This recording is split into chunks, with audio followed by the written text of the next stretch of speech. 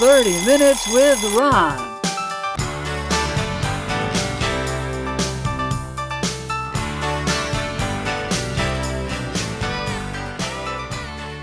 Hi, I'm Ron Gagliardi. I'm the host of 30 Minutes with Ron. I'd like to welcome you to the show. And there might be somebody on the set today who you might recognize because he's been on the show before. And I hope you've been tuning in all these weeks so that you see all these wonderful people. And here he is, this, ladies and gentlemen, for a reprise visit, or that's a reprise visit. Jim Hawk, welcome back. Hi, Ron. How you doing? Good to be back. That's good. For me, it's good to be anywhere. Good to be, yeah. So now, in case you don't remember, Jim is an independent filmmaker. And I see his films and I say to myself, these are fantastic. I mean, he is like a professional. And like when I compare, I've seen a lot of his films, and when I compare them to films I've seen in the theater, in between when I try not to fall asleep in the theater, by the way, I've never fallen asleep during one of his, they're the same stuff. They're great. There's great sound, great music, and I can't understand how he can do this in a little house on a street in Cheshire. Or maybe he goes to a studio. How does it work anyway? What do you do? How do you get this thing done? It took a lot of experience. Yeah. But I appreciate that, Ron. I really do. And I ask myself that same question. How can you do this and not be found? It's like, what's going on here? I think it's just a love of what I do. I really believe that. And it sounds so cliche, but when I make movies, I almost feel like that was what I was intended to do. Mm-hmm. I can't answer your question. I really can't. I wish I could. Well, I envision myself as you sometimes when I'm thinking of you. And I'm thinking, well, here I am. I'm Jim Hawk. I decided I put another film to bed. Got to do another film because I want to let the world know that, you know, this is on my mind. So how do you come up with the ideas for these films? I can't really answer that. It's like an intuitive kind of thing. Uh-huh. If I took you to my computer right now, I could show you the beginnings of, I think it's like 87 different movies. So I'm constantly thinking about what I can do with this, what I can do with that. You might say something. I'll give you a good example. All right. I went to the doctor about 3 months ago, and he said, "You're a filmmaker." And I said, "Yeah, I am a filmmaker." He says, "Think about this." He says, "The moment you're born, you're in the process of dying." He says, in other words, he says, what I'm saying is that nature is out to get you, no matter what. And so I walked away and I went, that was kind of a downer. A little bit. Yeah. But then the more I thought about it, I went, wow, that could be a really good element to a movie. And I started writing a script about that. In the doctor's office? Or No. It's overtime. Uh-huh. Yeah. As an ancillary thing, what I do quite often is I'll go to bed and I'll say to myself, I wonder what the solution or the answer or what would be good about that specific thing. Mm-hmm. And more often than not, I'll wake up in the morning and I'll go, wow, because it came to me. I'll go, wow, that is unbelievable. Yes, I'll use that. Mm-hmm. And that has happened countless times and time again. I've enhanced, enlarged scripts time and time again. There's a script that I wrote that was a short story, Confluence. And it was supposed to be about a serial killer, but I wanted it to be about a serial killer that was always amongst you, but you never knew he or she was there. And I woke up one morning and I started piecing this thing together, and with this, I wonder what I'd do about that, mm-hmm. I wonder what I'd do about this. And before that short story, 15-page short story was done, it was a 120-page feature-length script. And it had gone totally a different direction. You never would have thought. Who would have thought? Have you heard of directed dreaming? No. From what I understand, that's before you go to sleep, you think of a subject and you say, I want to dream about this subject. And you concentrate on it, you zoom in on it. And sometimes you get to dream about that subject. Wow. And you can probably write a book or write a script partially in your dreams, and it's just there for you when you wake up the next day. Yeah, that's cool. Yeah. So now here I am again. I'm thinking I'm Jim Hawk, and I'm sure that there's a process that you have to go through to make a film. And so if it were myself, I would obviously do an A to Z list, and I would put like advertising and budget and, you know, all that good stuff. How do you do it? That's a long answer. A long answer. Long answer. All right, well, before we do that long answer, maybe we want to go to a clip, and then people will be totally enmeshed in what you do, Okay. so that they can see it. I think it's a good idea. All right, we'll do that. All right, so ladies and gentlemen, there are 2 clips coming in for tonight. The first one is called Esquire. Right? Got it right? Trailer. Oh, the trailer. Oh, excuse me. Yes, trailer. Because a film would be a little bit longer than we have room Yeah. for. Well, and trailers are modeled to like sell you to want to see the project. Right. So when you see a trailer, there's graphics in there that aren't in the movie that are supposed to hook you. Okay. And you said that this is one of, you told me earlier off camera, that this is one of you feel this is one of your best films. I think this is one of my best. All right? Check it out. See what you think.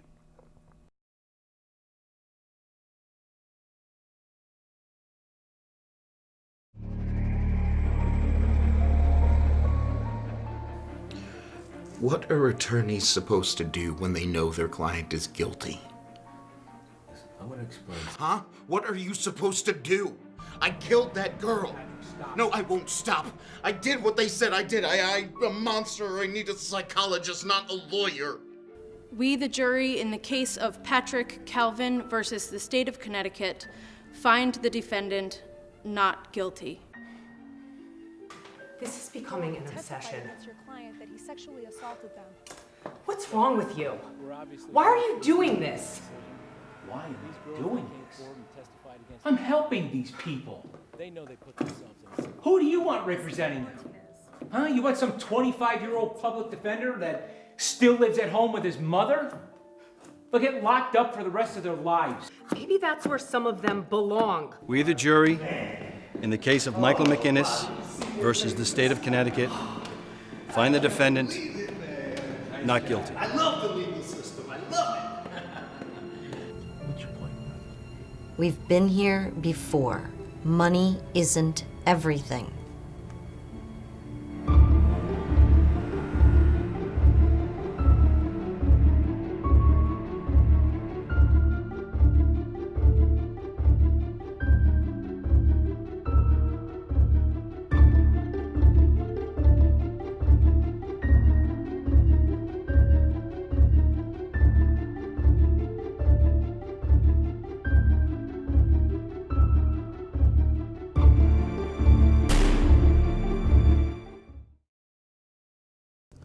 And we're back.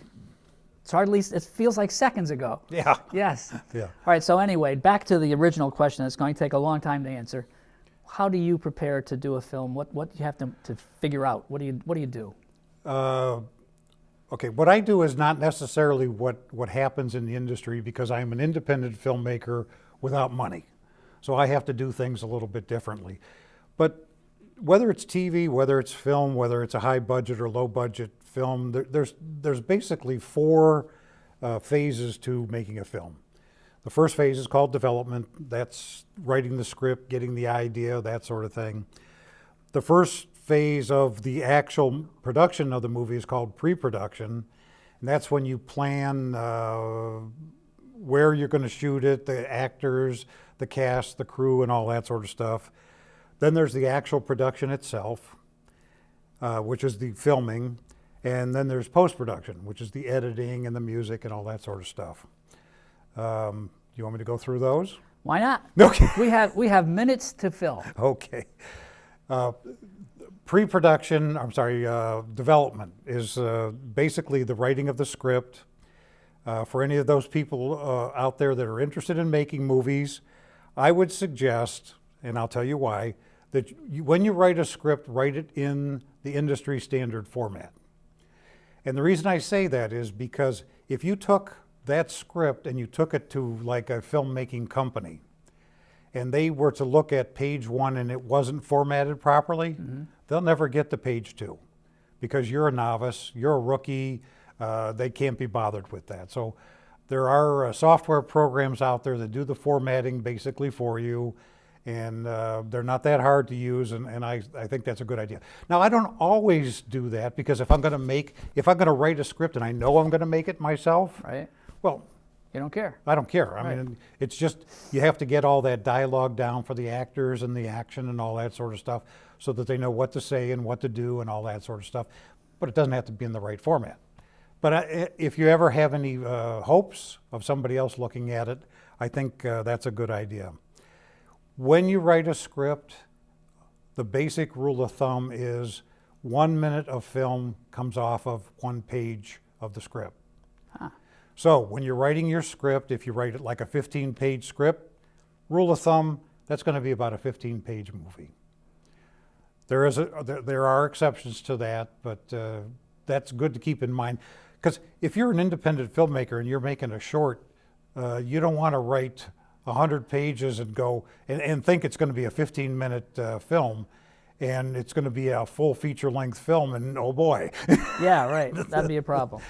The other thing to keep in mind, something that I use, and I think it applies to most people, you can only film like about maybe 4 pages a day.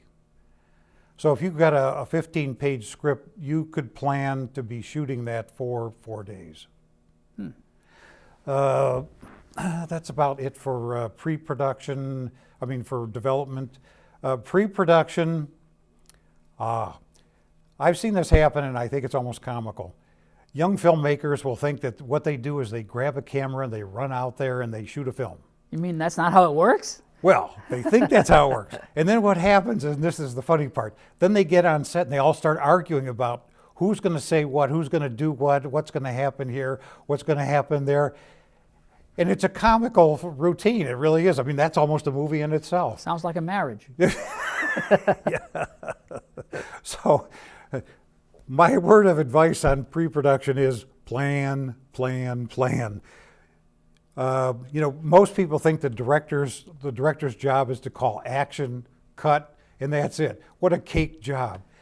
Well, that's only like maybe 10% of his job, because the other 90% are the other 3 pieces that he's doing, and pre-production is a really big part of that. In pre-production, you're getting your cast lined up, you're getting your crew lined up, you're getting your locations lined up, you're going to have your production meeting, you're going to have your script reading meeting, you're going to have your location scout, and you're going to do all this stuff, because when you go into production, at least you'll be well grounded in what you want to do. I'm not saying that you won't have problems, because you will. Absolutely. But at least you've got a foundation to work with. It turns out that of all the different phases, and this is kind of funny, the production phase is the shortest phase. You put all this time into pre-production, all this time into editing, all this time to writing the script, and then you cram together everything you can for production. Now, obviously, it doesn't affect me that much, but obviously the film companies are doing that because the budget per hour is outrageous. So they're trying to do that. Stanley Kubrick always said that he couldn't imagine putting all that time and effort into pre-production and then rushing through the production. So he literally, I think Eyes Wide Shut, I think he took a year for him to film that. Oh, and typical production cycles now are in the 30 to 45-day time frame. So Eyes Wide Shut, I think he took a year. Trying to think of any others. I can't think of any others. But he always said, why would you put all that time and effort into something and then rush like a maniac through the production? So he always took his time. Probably pretty expensive. He got away with it because, unlike most Hollywood film crews, he tended to keep the crews quite small. He liked to work with people that he knew. So he could do that and not rack up a huge bill in the process. Well, what you said previously brings to mind a question. Let's say there's someone watching tonight, and or this afternoon, or this morning even. We never know when these are going to happen. And they say, well, he's going to build a cast. Now, you have a cast of people that you sometimes work with, but what if there's somebody out there like, for example, myself, and I say, boy, you know, I'd really like to be in one of his productions. What's the procedure? How do I get in contact with you? I have two basically movie-making websites. Okay. If you went there, there's a contact page, there's an email address there, and you can contact me. Okay, now would it help this person to have a list of things that they've done or some clips to show? The clips to show, for sure. Okay. I made a movie with unprofessional actors, and every time I show it, I hear about it. So, I'm pretty sensitive about that now. That'll teach you. Yeah. So yeah, I would have to either meet with you and have you do a reading, so I could see how you perform, or if you have some clips, I'd have to see that. All right. Well, now speaking of clips, we have a clip ready to go. You did a movie called Saturn. Saturn Mission. Saturn Mission. And I just saw it too. And so Saturn Mission was quite exciting and well done, and you have some amazing footage on there. Before we do the clip, can you tell us a little bit about it, or do you want to see the clip first and then tell us about it? Let's go to the clip first. All right. Yep. Ladies and gentlemen, here is the clip from Saturn Mission.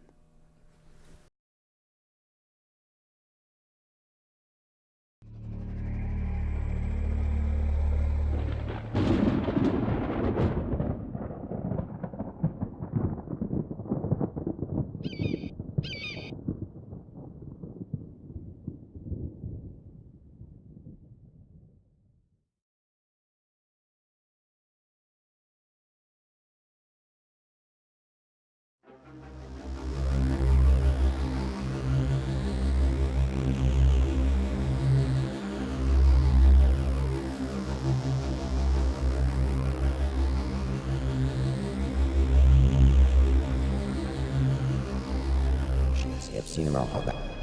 Ağaçların neresinde ustanımızın. Ağaçların ne soğuk yıl. Her sebze ne al.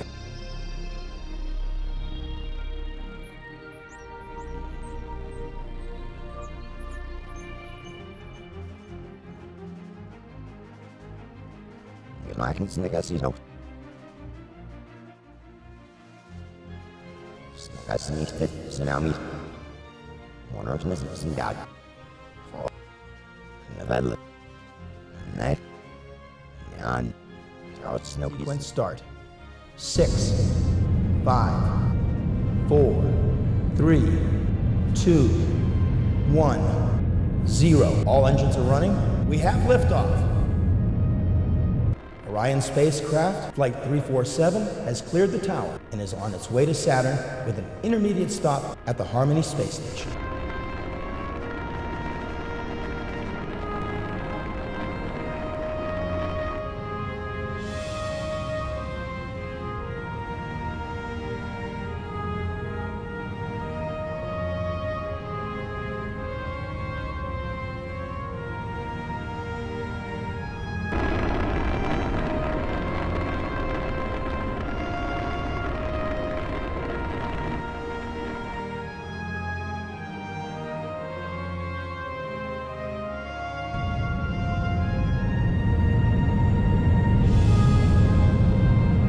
Orion Flight 347 is piloted by Kate Malozzi and co-piloted by Rudy Willard.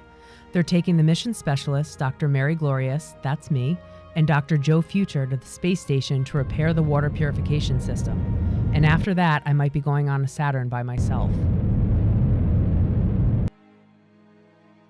To date, the manned space program has taken us to the early stages of a permanently manned base on Mars, some manned orbital flights around Jupiter, and even fewer manned orbital flights around Saturn.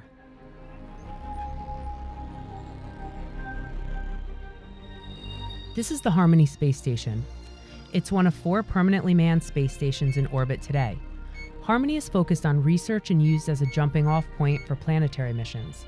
The other 3 space stations are more commercially oriented.